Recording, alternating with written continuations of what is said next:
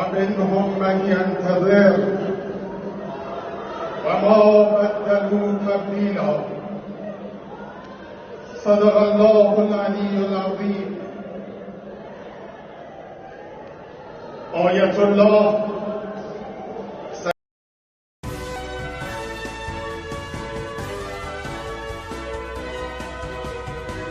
इन्ना लिल्लाहि व इन्ना लिल्लाहि राजिऊन। ईरान के राष्ट्रपति, ईरान के विदेश मंत्री, अज़रबैजान के गवर्नर और अज़रबैजान के इमाम शहीद हो चुके हैं।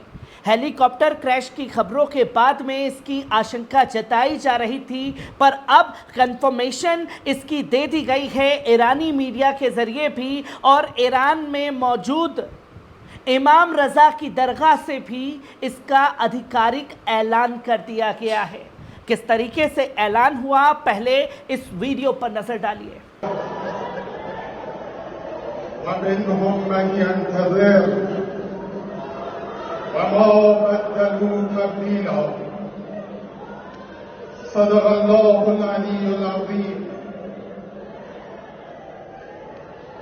आयतुल्लाह सैयद इब्राहीम रईसी खादिमुर रज़ा अलैहिस्सलाम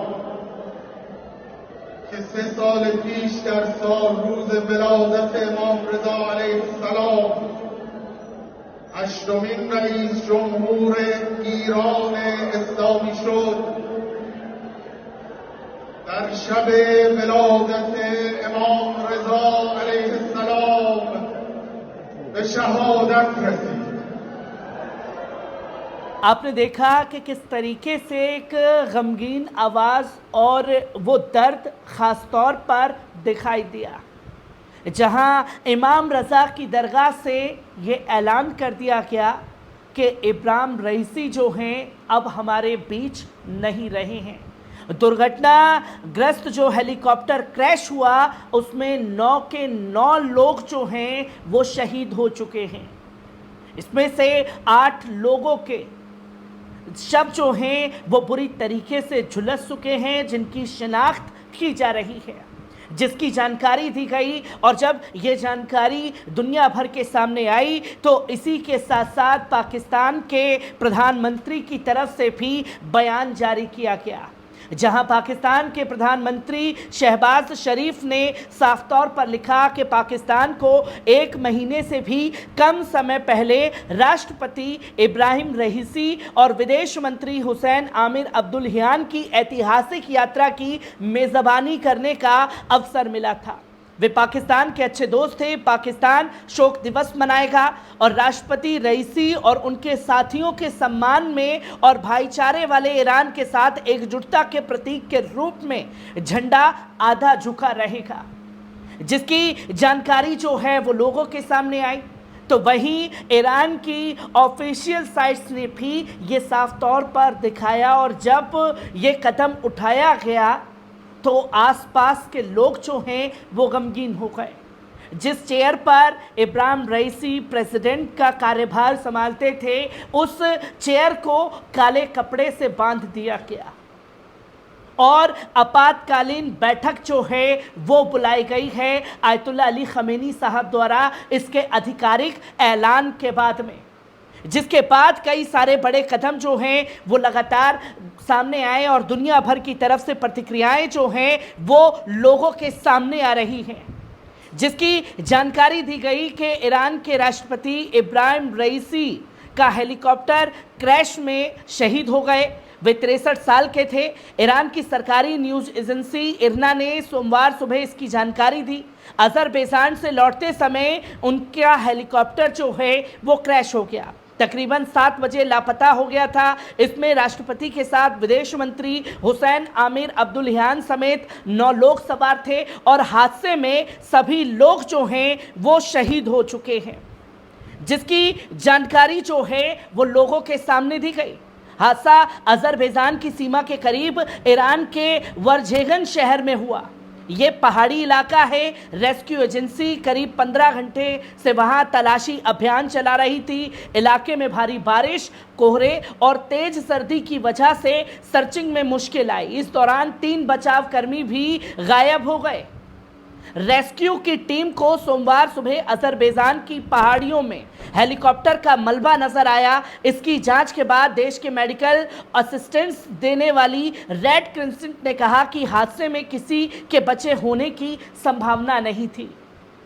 जिसके बाद मैप में यह दिखाया गया, जो कि आप साफ तौर पर देख सकते हैं कि यह मैप सर्कुलेट किया गया और बताया गया कि इस जगह पर महज कुछ ही किलोमीटर दूर ईरान से इस जगह पर हेलीकॉप्टर का मलबा मिला, जहां रईसी बांध का उद्घाटन करने के लिए अजरबैजान पहुंचे थे, जहां हेलीकॉप्टर में विदेश मंत्री समेत 9 लोग शामिल थे, जिसमें यह बताया गया कि विदेश मंत्री आमिर अब्दुल्लाहियान, पूर्वी अजरबैजान के गवर्नर मलिक रहमती, तबरीज के इमाम मोहम्मद अली सवार थे।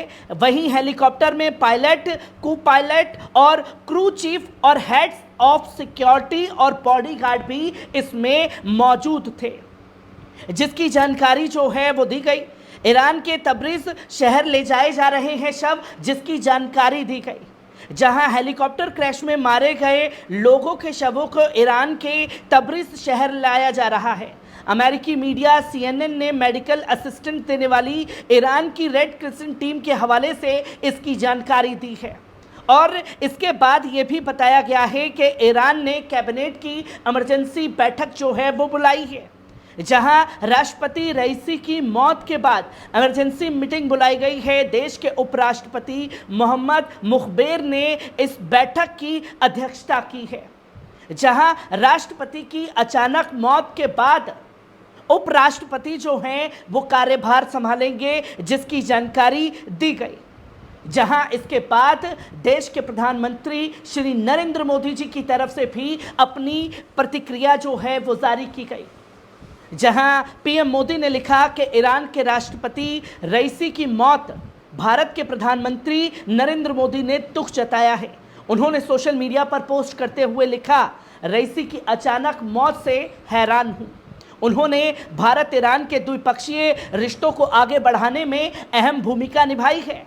उनके परिवार और ईरान के लोगों के प्रति मेरी संवेदनाएं हैं। भारत इस मुश्किल घड़ी में ईरान के साथ खड़ा हुआ है। वहीं भारत के विदेश मंत्री एस जयशंकर ने भी रईसी की मौत पर दुख जताया। उन्होंने कहा, मैंने जनवरी में ही उनसे मुलाकात की थी। हादसे की खबर से बेहद दुखी हूं। मैं इस मुश्किल घड़ी में ईरान के साथ खड़ा हुआ हूं। वहीं वेनेजुएला के राष्ट्रपति भी बोले हैं। वेनेजुएला के राष्ट्रपति निकोलस ने रईसी की मौत पर शोक जताया और कहा कि रईसी उनके बेहद खास दोस्त थे। ईरान गरिमा, नैतिकता और प्रतिरोध का सबसे बड़ा उदाहरण भी है। जहां हेलीकॉप्टर क्रैश में शव जले हुए मिले हैं, जिनकी शिनाख्त की जा रही है, और तबरीज अजरबैजान में ही उन शवों को खासतौर पर हॉस्पिटल ले जाया गया है, जिसकी जानकारी जो है वो लोगों के सामने आई। और जहां 15 घंटे की मशक्कत के बाद तुर्की के ड्रोन ने क्रैश साइट को ढूंढने में ईरान की मदद की, जहां सर्च ऑपरेशन में जुटे तुर्की के एक ड्रोन को अजरबैजान की पहाड़ियों पर ताविल इलाके में जलती हुई एक जगह दिखी।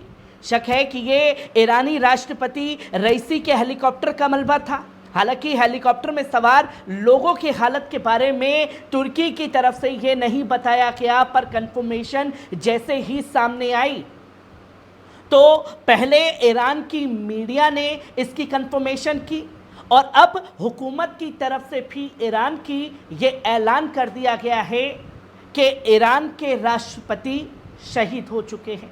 हर एक खबर से आप लोगों को रूबरू कराता रहूँगा। दीजिए इजाज़त।